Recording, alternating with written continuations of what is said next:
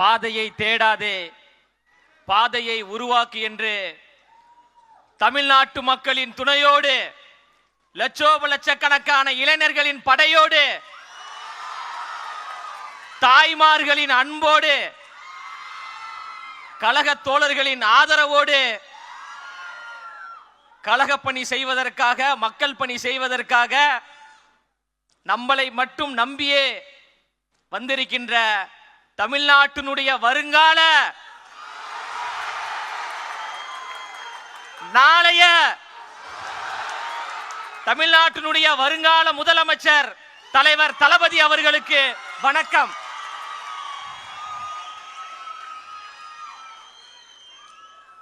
ஏற்றத்தாழ்வுகள் கூடாது, பிரிவினைகள் கூடாது, பாசிசம் கூடாது, பாயாசமும் கூடாது.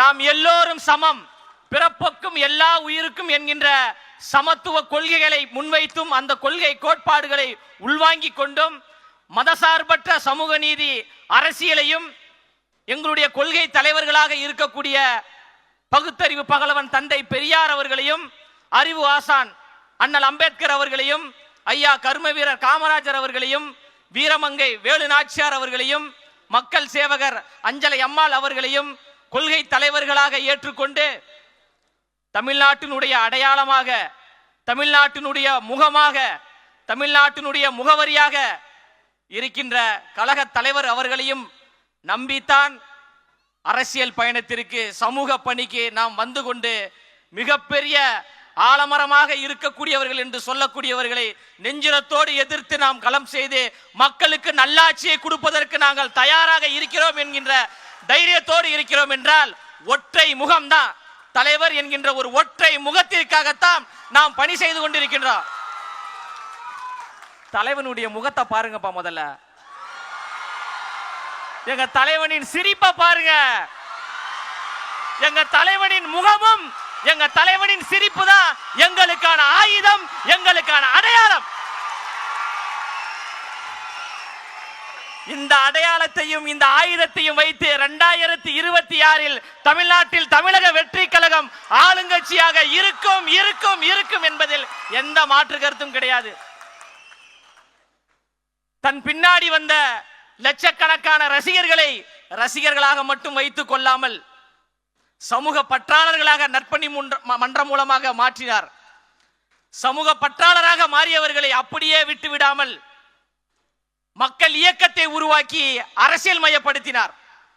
அரசியல் மயப்பட்ட தோழர்களை அப்படியே விட்டுவிடாமல் தமிழக வெற்றி கழகம் என்கின்ற வரலாற்று சிறப்பு மிக்க கட்சியை உருவாக்கி நாம் எல்லோரையும் தலைவர்களாக உருவாக்கியிருக்கிறார். இன்று தலைவர்களாக உருவாகி இருக்கின்ற நீங்கள் நாளை மாமன்ற உறுப்பினர்களாக, சட்டமன்ற உறுப்பினர்களாக, நாடாளுமன்ற உறுப்பினர்களாக உச்சத்தில் வைத்து உங்களுக்கு அழகு பார்ப்பதற்காக எங்களின் அழகு தலைவர் நம்மளை நோக்கி வந்து கொண்டிருக்கிறார். வந்துவிட்டார். மக்களுக்காக சேவை செய்வதற்கு தயாராகிவிட்டார். புரட்சியாளர் அண்ணல் அம்பேத்கர் அவர்கள் சொல்வது போன்றுதான், அதிகாரம் மிக வலிமையானது, அதை அடைந்து விட்டால் எல்லாம் எளிமையானது என்று. அந்த அதிகாரத்தை தலைவர் கைப்பற்றுவார், சமூக நீதி ஆட்சியை உருவாக்குவார், சமத்துவ ஆட்சியை உருவாக்குவார், இந்த மண்ணுக்கான மக்களுக்கான ஆட்சியை நிலைநிறுத்துவார். அதில் எந்த மாற்று கருத்தும் கிடையாது. தியாக உணர்வோடு நமக்காக வந்திருக்கின்றார், தமிழ்நாட்டு மக்களுக்காக வந்திருக்கின்றார். நிறைய பேர் சொல்றாங்க, இவர்கள் எல்லாம் ரசிகர்கள் கூட்டம், இவர்கள் எல்லாம் நம்ம சாதாரணமாக கையாண்டு விடலாம், சாதாரணமாக அணுகி விடலாம் என்று நினைக்கிறாங்க. அவர்களுக்கு ஒன்றை மட்டும் நான் சொல்லிக் கொள்கிறேன். காற்றாற்று வெள்ளத்தில் கரைந்து போவதற்கு நாங்கள் ஒன்றும் களிமண்கள் கிடையாது. அந்த காற்றாற்று வெள்ளத்தின் திசை வழி போக்கையே மாற்றக்கூடிய கரும் பாறைகள் என்பதை யாரும் மறந்துடாதீங்க. அவர் என்ன சாதாரண தலைவரா? அவர் என்ன சாதாரண தலைவரான? தமிழ்நாட்டில் சரித்திரத்தை ஏற்படுத்தக்கூடிய ஒரு தலைவர்,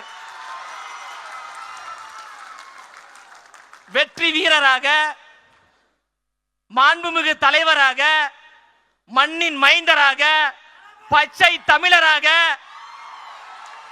நம் வீட்டில் இருக்கக்கூடிய அண்ணாவாக அண்ணாவாக அண்ணாவாக வருகிறார். எவ்வளவு அடக்குமுறைகள் வந்தாலும், எவ்வளவு ஒடுக்குமுறைகள் வந்தாலும் அதை சந்திப்பதற்கு நாம் எல்லோரும் தயாராக இருக்கிறோம்.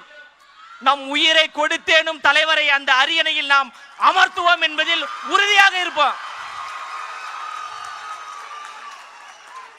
திரும்பவும் சொல்றேன், திரும்ப திரும்ப சொல்றேன், நமக்கான அடையாளம், நமக்கான முகவரி தளபதியினுடைய முகமும் தளபதியினுடைய சிரிப்புமே போதுங்க. தாய்மார்களுடைய ஆதரவு நமக்கு இருக்கு. அதனால யார் நினைத்தாலும் யார் தடுத்தாலும் தளபதி அவர்கள் சென்ட் ஜார்ஜ் கோட்டைக்கு முதலமைச்சராக செல்வதை எந்த கொம்பாதி கொம்பனாலும் தடுக்க முடியாது. அதற்கு நாம் எல்லோரும் அணிதிரண்டு களப்பணி செய்வோம் என்று கூறி பேச வாய்ப்பளித்த தமிழ்நாட்டினுடைய வருங்கால முதலமைச்சர் தளபதி அவர்களுக்கும், இந்த கழகத்திற்காக நேரம் பார்க்காமல் உழைத்துக் கொண்டிருக்கின்ற கழகத்தினுடைய பொதுச் செயலாளர் அவர்களுக்கும் மனப்பூர்வமான நன்றியை கூறி நிறைவு செய்கிறேன். நன்றி, வணக்கம்.